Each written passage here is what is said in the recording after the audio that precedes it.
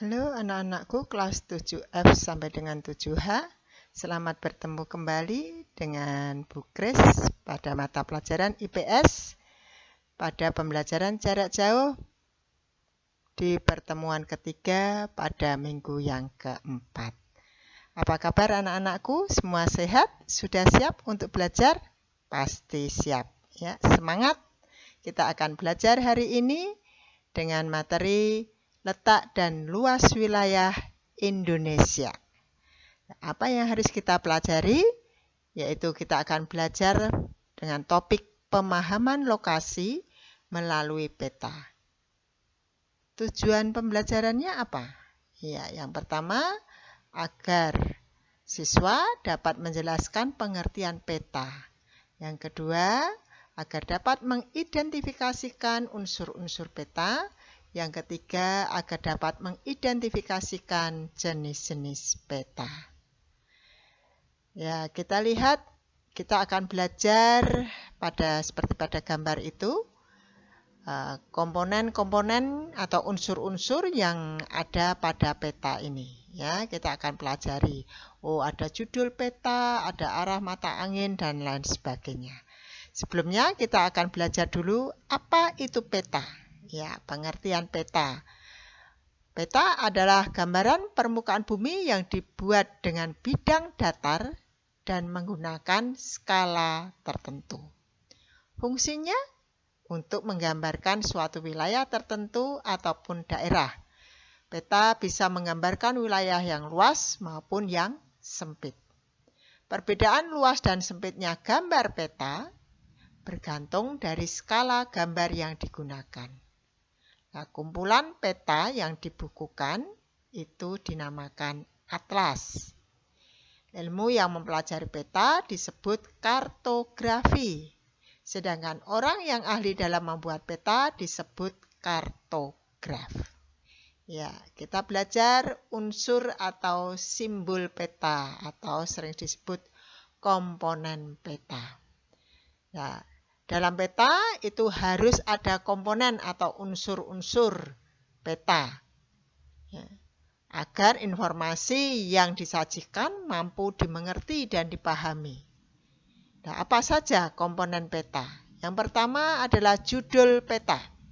Setiap peta itu harus mempunyai judul dan umumnya diletakkan pada bagian atas atau bagian samping kiri. Nah, itu akan menunjukkan, judul ini menunjukkan isi dari peta tersebut. Contohnya di sini Provinsi Jawa Tengah, berarti ini isinya mengenai wilayah Jawa Tengah. Kemudian ada judul lainnya, ada peta Indonesia, ada peta dunia, dan lain sebagainya. Yang kedua, skala peta. Skala peta merupakan perbandingan jarak pada peta dengan jarak sesungguhnya. Berdasarkan bentuk, skala peta dikelompokkan menjadi dua, yaitu skala garis dan skala angka. Skala garis itu seperti yang pada gambar, ya, skala garis. Ini yang disebut skala garis atau sering disebut skala grafis, yang merupakan ukuran perbandingan. Ya, ini biasanya diletakkan di atas legenda atau di dalam kolom legenda. Nah, skala garis ini yang angka yang di atas, di situ ditulis ada 0, 10, 20, 30 km. Ini menunjukkan daerah sesungguhnya, daerah sebenarnya. Sedangkan yang di bawah ada 0, 1, 2, 3 cm menunjukkan angka atau jarak pada peta. Ya. Contohnya di sini 1 cm di peta itu sama dengan 10 km pada daerah sesungguhnya. Sehingga kalau dijadikan angka, ya secara skala angka, ini sama dengan 1 cm ya, jarak pada peta itu sama dengan 1 juta cm pada jarak sesungguhnya. Karena 1 km itu sama dengan 1 juta cm. Ya, yang kedua skala angka, skala numerik. yaitu skala yang berupa angka-angka atau memiliki bentuk angka. Skala angka diletakkan di bagian atas legenda atau di dalam kolom legenda. Contohnya 1 dibanding 1 juta. Ya. Kemudian yang ketiga, mata angin atau orientasi utara. Ini adalah pedoman penunjuk arah. Arah mata angin kalian sudah tahu ada 8 arah ya. Yang paling atas itu utara, kemudian sesuai dengan arah jarum jam, kemudian masuk ke timur laut, timur, tenggara, selatan, barat daya, barat dan barat laut. Kemudian yang keempat, unsur peta adalah legenda, yaitu merupakan bagian dari peta yang terdiri atas simbol ataupun keterangan-keterangan mengenai ketampakan pokok pada peta yang dipakai menggambarkan tempat-tempat di permukaan bumi. Nah, ini legenda. Setiap peta pasti ada legendanya. Oh, ini ada garis merah, ini merupakan jalan raya utama. Ya. Ada garis hitam, merupakan jalan alternatif. Kemudian ada kotak ya merah, oh ini ibu kota. Ya. Kemudian ada apa ini sendok garpu misalnya ya. Oh itu ada rumah makan dan lain sebagainya. Kemudian yang kelima, garis koordinat adalah garis khayal pada peta berupa koordinat dalam bentuk garis lintang. Garis lintang itu adalah garis ya horizontal ini. Ya, ini garis lintang. Kemudian garis bujur. Itu yang membujur dari atas ke bawah atau garis vertikal.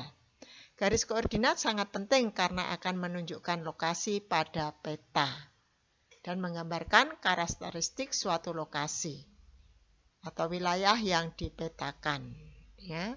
Dari peta ini kita bisa membaca, oh letak astronomis Indonesia itu berapa. Ini bisa kita lihat dari garis bujur dan garis lintang. Kemudian yang keenam, insert. Insert merupakan peta kecil yang ada pada suatu peta untuk menunjukkan lokasi daerah yang dipetakan di antara lokasi lainnya yang lebih luas. Nah, ini kalian lihat gambar peta ini. Ada peta Kalimantan, di atasnya ini ada peta kecil pada kotak ini ya. Inilah yang disebut insert. Ya. Kemudian sumber peta. Sumber peta menunjukkan orang atau lembaga yang membuat peta. Ini biasanya juga berisi tahun pembuatan. Jangan sampai kalian membeli peta misalnya peta 20 tahun yang lalu. Nah, itu sudah berbeda dengan peta isinya dengan yang sekarang. Ya. Kita lanjut simbol peta. Simbol peta merupakan tanda khusus pada peta yang mewakili objek yang dipetakan. Tujuannya untuk memudahkan pengguna peta dalam membaca dan memahami isi peta. Simbol ini ada 4. Ada simbol titik. Dari titik itu bisa dibuat kotak, bisa dibuat bulat, segitiga, ya. Ada segitiga hitam. Ini apa? Oh, gunung. Ini biasanya gunung tidak aktif. Tetapi kalau ada segitiga merah itu berarti gunung aktif. Artinya gunung berapi. Gunung itu bisa meletus. Kalau yang gunung mati hitam ini tidak meletus. Kemudian simbol garis. Garis bisa dibuat sungai, jalan raya, jalan desa, jalan kereta api misalnya. Batas provinsi, batas negara, batas daerah. Ya. Kemudian simbol warna. Ada warna. Oh, kalau warna hijau itu berarti dataran rendah. Antara ketinggiannya 0 sampai 100 meter. Ada juga simbol kedalaman laut, itu biasanya biru. Ya. Biru muda itu merupakan simbol laut dangkal, yaitu antara 200 sampai 0 meter kedalamannya. Sedangkan biru tua itu laut dalam. Ya. Kemudian simbol area. ada danau. Oh, danau. Ada area bulat seperti bulat ya. Ini ada warnanya biru. Oh, itu danau. Ada rawa, ada sawah dan lain sebagainya. Kemudian kita masuk pada jenis peta. Ada dua jenis peta, yaitu peta umum dan peta khusus. Ya. Peta umum adalah peta yang memberi gambaran umum suatu daerah ataupun wilayah.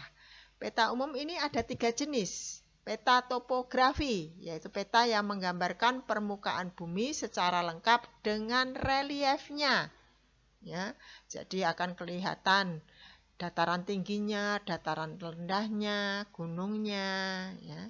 Kemudian peta korografi, yaitu peta yang menggambarkan seluruh atau juga sebagian permukaan bumi yang memiliki sifat umum, biasanya berskala sedang. Ya. Itu contohnya atlas. Ya. Kemudian peta dunia atau peta geografi.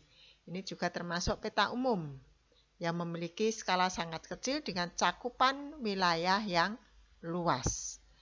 Kemudian peta khusus. Peta khusus sering disebut juga peta tematik. Ya, karena menggambarkan informasi dengan tema tertentu. Contohnya ada peta politik, peta geologi, peta kepadatan penduduk, ada sekarang peta daerah yang terdampak virus COVID-19 contohnya, itu masuk peta khusus. Kemudian jenis peta berdasarkan skala. Ada peta kadaster, yaitu peta yang besar memiliki skala yang kecil. Ya. 1:100 sampai dengan 1:5000. Itu contohnya peta pertanahan atau pertambangan. Peta besar, peta yang memiliki skala 1:5000 sampai 1:250.000.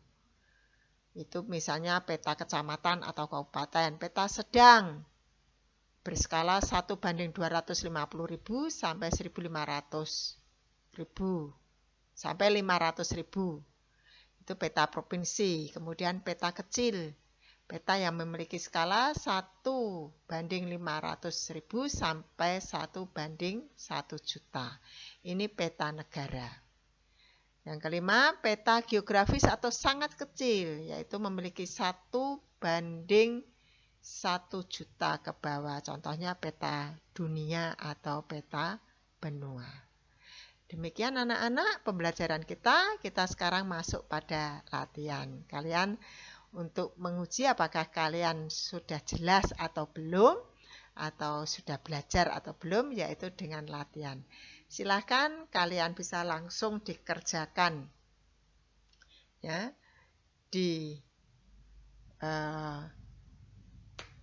pada laptop ya atau pada HP-mu melalui e-learning ya, langsung bisa dikerjakan di sana. Kalian juga absen karena absen itu untuk nilai sikap kalian ya. Dan ini juga dikerjakan pada buku tugas. Ya, sampai di sini Ibu akhiri pembelajaran pada minggu ini. Kita berjumpa kembali minggu depan. Salam sehat, tetap semangat belajarnya. Dan terima kasih.